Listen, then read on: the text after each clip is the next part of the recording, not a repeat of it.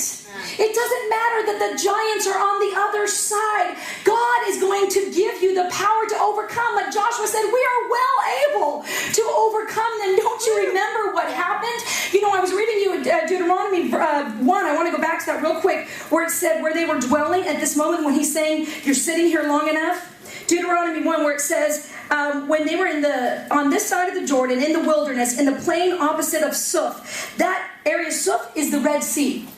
They were sitting there looking at what God had done, still afraid to move into what God had for them. Wow. And you know why they were? Again, oh, maybe we weren't supposed to do it. Giants. And this was not a new thing for them. Turn in your Bibles, if you have, Exodus chapter 13. Oh, no, 14. Exodus 14. If you don't have Bibles, you know the story.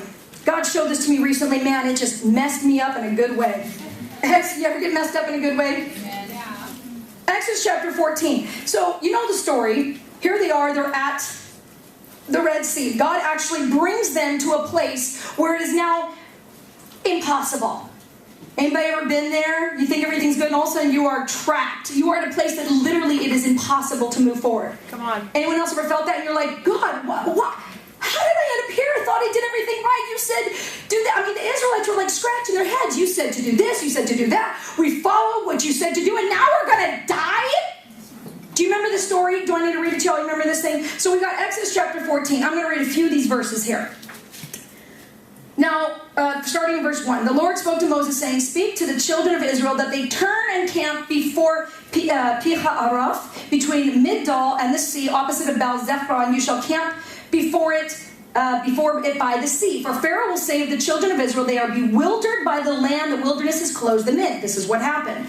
Then I will harden Pharaoh's heart so that he will pursue them. I will gain honor over Pharaoh and over all of his army, that the Egyptians may know that I am the Lord. Okay, that the Egyptians may know. God was setting them up so he would get the glory. He was setting them up in a very difficult situation so he would get the glory. So then going over to verse